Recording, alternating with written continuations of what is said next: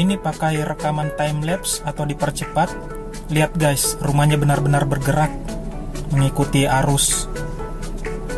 Jadi rumah-rumah ini benar-benar terapung ya, bukan hanya dibangun di atas air terus pondasinya nancap ke tanah gitu.